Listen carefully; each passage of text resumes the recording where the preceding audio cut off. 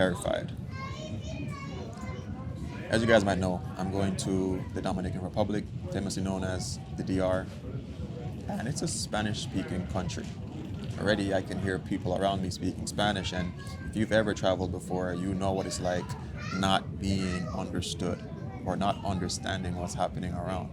Now this year, one of my goals is to really improve on speaking Spanish, and I'm starting off by going to my first Caribbean island this year. I'd love to understand more about the Caribbean islands and cultures that we all have, and the similarities and the differences. Now, there's a story I want to share with you guys. It's kind of funny, it's a little bit powerful, and for me, this year is very meaningful. Now, the story is about the people of Japan. Now, the people of Japan, they love fresh fish. You can tell from the dishes like sashimi and sushi, very popular around the world and in Japan. Now, even though they loved fresh fish, the waters close to Japan have not held many fish for decades. So fishermen had to go further out to sea to catch their supply of fish. And as they did, the fishing boats got bigger and bigger. The farther the fishermen went, the longer it took to bring back fish. If the return trip took more than a few days, the fish were not fresh, and they lost their fresh taste and value. To solve this problem, the fishermen installed freezers on their boats. They could catch the fish and freeze them at sea. Now the boats could go further and stay longer. However, the Japanese could taste the difference between fresh and frozen, and they did not like frozen fish. Also, the frozen fish brought a lower price. So, the fishermen installed fish tanks. They would catch the fish and stuff them in the tanks fin to fin. After a little thrashing around, the fish stopped moving. They were tired and dull, but alive. Unfortunately, the Japanese could still taste the difference because the fish did not move for days. They lost their fresh fish taste. The Japanese preferred the lively taste of fresh fish. So, how did the Japanese fishermen solve this issue? To have fresh tasting fish we can experience in Japan today. To keep the fish fresh tasting, the Japanese fishermen added a small shark to the tanks that the fish were kept in. The shark, of course, eats a few fish, but most of the fish arrive in a very lively state due to the fact that the fish are challenged. Now, why is that powerful and why is that meaningful to me? It just goes to show that whenever you're in a position of comfort, you're just doing the same thing all the time and you're comfortable, you just miss out on the opportunity to properly thrive. Sometimes you have to put yourself in situations where you have to be on the go to keep you turning. Now, in no way, shape, or form am I telling you you should keep yourself in an uncomfortable position, because that, of course, is never good for you. But you guys get the idea, and that's me right now. Nervous, terrified, but also excited. Let's go. Number one, in this service tonight with active care ID. I welcome to board with number one, number one.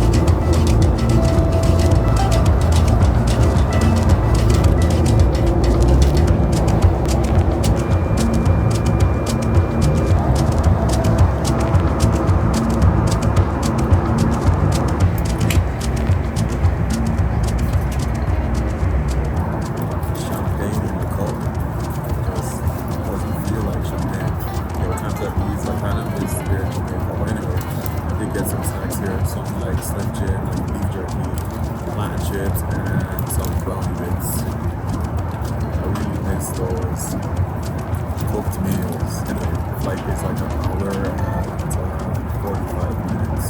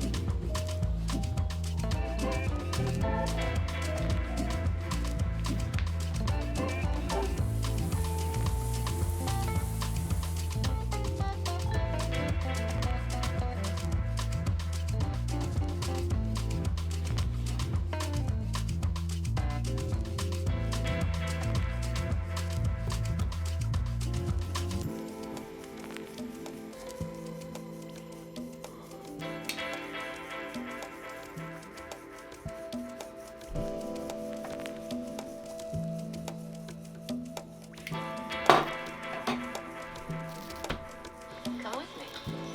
Paris, New Orleans, they go well together.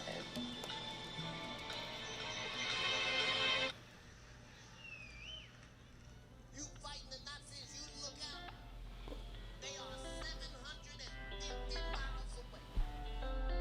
You'll see them bitches in 3 days. You will see. You wake up, them bitches is in front of the house. On the rain can.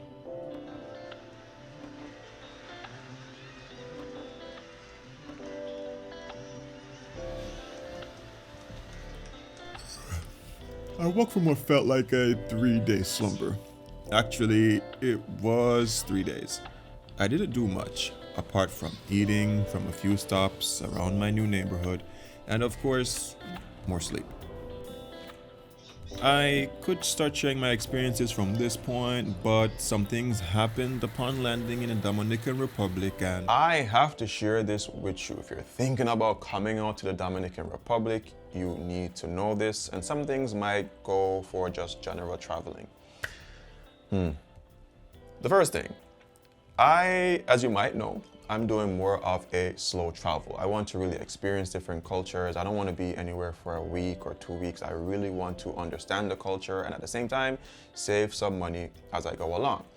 Now, I had initially bought a one-way ticket because I just never wanted to go through the hassle of, changing dates because I wanted to stay longer or anything like that.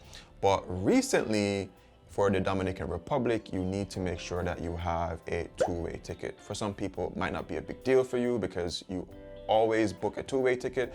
But for people like myself, definitely make sure that you book a two-way ticket. I actually booked my return flight, I think the night before my trip. Now, the airport experience for me definitely felt like I was in Jamaica. If you've ever been to a Caribbean airport or a Jamaican airport, the experience feels the same. Now, there are 3 things I find very important whenever you go to a new country. The first thing is you need money. Are you carrying cash? Are you carrying credit cards? You need to know your transportation from the airport. What will it be? And the third thing, you need to be able to communicate with your family or to be able to get an Uber, for example. Now, cash. In countries like these, I would say it's more cash powerful. It's good to have cash on you, but there are a couple nuances that you have to consider. Some of them you can research on your own. For example, what are your ATM transaction fees? I use my TD debit card and I withdrew some money when I got here and it cost me like almost $9 US. So you have to bear that in mind. For me, what I'll be doing for most of my trip here is if I can use my credit card to pay for most stuff, for example, going to the supermarket, which I'm about to do, I'll do a whole video on that. I rather use my credit card there. Some credit cards, there's no international fees when you're using them. And of course, it's just safer to not really have money on you. But that's something you have to bear in mind. I did use the ATM. There were several ATM machines there. And funny enough, I was trying to use my Scotia card from Jamaica at a Scotia machine. And then it was limiting me to 10,000 pesos, and I was just like, nah. I went with another one which actually gave me 12,000 pesos. So yeah, the more money you can withdraw and just pay one ATM fee, that's an obvious no-brainer. Now, connectivity. For me, when I'm out in like South American countries, Claro is like the most popular one. And yeah, I wasn't able to get a cell phone service at the airport. Why? Because of the time that I flew in. I got in somewhere around like 10:30 about, so the Claro store, which is in the arrival area, was actually closed. So that's something you have to bear in mind. However, there was sufficient Wi-Fi. Like, of course, you got to move from place to place to find the optimum Wi-Fi. Now, this is not the third one, but it's something that you have to think about while you're in the Dominican Republic a majority of the time, which is the ITBS tax, I believe it's called. When I was doing some research, I watched a video and this guy said that he almost got into a fight over this tax because he had bought something from a local and then he saw this big additional charge on top of it. I think the ITBS tax is like 18%. That tax hit me as soon as I got here because when I bought Burger King in the airport, I mean, I knew about the tax, but I saw the main price and then there was just this big old tax at the end of it. Usually, I think in Jamaica, when you order a burger, let's say the burger costs 1,000 Jamaican dollars and you pay for it, that's going to be the cost, 1,000 Jamaican dollars, because they already have the tax included in that $1,000. Here, if the burger costs, for example, 550 pesos, it's going to be 550 pesos plus the ITBS tax, and there's other taxes that go on it.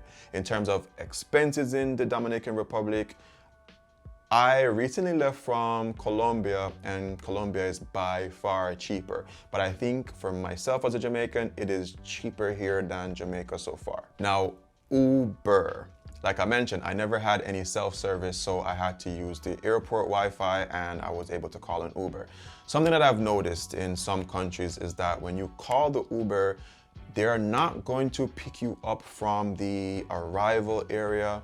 It was bringing me to go up top, which is the departure area. In Colombia, the reason for that was Uber is not necessarily allowed into the country, so they have to kind of sneak their way in to pick you up. Everything was mostly for cabs. So that was that. So bear in mind that you might not have internet connection, so you're gonna have to find your way up top and then call the Uber, as opposed to calling the Uber and then having to run all the way up top just to meet them just in time. And if you don't know, if you arrive at your Uber late, they start charging you a late fee. Now, Uber, I've done some research and I've heard people say a couple bad things about some Uber drivers. For example, they might say, oh, they want you to pay cash instead of card. I would always advise you to pay with the app. Make sure you pay with the app, that you or no one is not going to be in any form of arguments over money or anything like that. But my first experience with my Uber was amazing. Now, for safety, remember, I had no data connection, so there's no way for me to check the Uber or track the Uber like you normally would to see if they're taking you to the right place. So one thing I advise is you can download your location on Google Maps. So before you travel to any country, you can actually download sections of the map or sections of the country. So that way you will have Google Maps even if you have no internet connection. So I was still able to track the ride. Now, something that I forgot to consider. Ubers are usually small, especially in like South American countries, because they're trying to save on gas. Now for me, I usually travel with quite a few bags and a small car, and quite a few bags doesn't quite make sense. So bear that in mind. You might just have to order a comfort Uber, you know, something that's bigger, and then you can tell them that you actually have luggage and the right car will actually come for you. So basically, those are some of the things that you can bear in mind when you're coming out here. For me, I think I had a smooth entry into the Dominican Republic, but for you, now it can be even smoother. Now, I want to show you guys something that I found super helpful for my trip. So I deliberately did not unpack my suitcase. I wanted to show you guys this. Now, of course, days have gone by and I've been living out of my suitcase. One reason I wanted to show you guys how it looked, and two, there's not much closet space or shelving or anything like that here. But you notice that my suitcase is like still pretty neat. If you check over there, there's another one here. Of course, I have a bunch of gadgets and stuff like that, like lights and crap like that, but there's another bag there.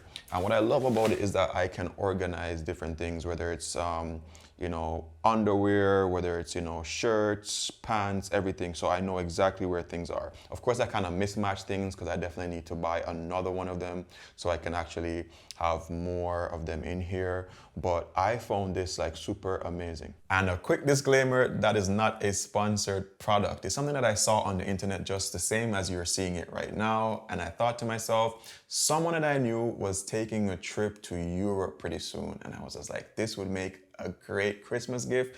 When I got it for her, she said to me, wow, she really loves it because she's been seeing it and she wanted it for herself. Then I thought to myself, why not get it myself and try it out? They're not expensive. They're pretty lightweight and they're pretty durable, so it's not going to really add a lot of weight to your suitcase at all, and it gives you amazing organization. Now, if you guys want to get this product for yourself, there's a link in the description box that you can click on. And of course, any product that you buy from my Amazon links, I do get a small kickback from it, and it does help to support the channel.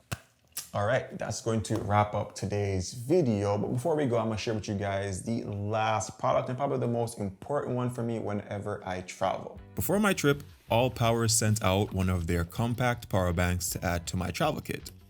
As a person that shares travel experiences through videos, it's quite obvious that having electricity at all times is important to charge camera equipment or phones, so I have constant connectivity in foreign places. This power bank is small and light enough to be packed into a suitcase or carried into the woods on a camping expedition. It has all the ports needed to keep things charged and has input for solar charging. Having a power bank in general is great, especially if you're in a storm-prone area where having a loss of power is inevitable. Maybe you want to turn on your TV to watch the news during these times or watch YouTube. This thing will run a 43-inch TV for over 1 hour at 74% charge. That's kind of nice. They did also send the solar panels that came with it, but obviously that won't fit into my suitcase.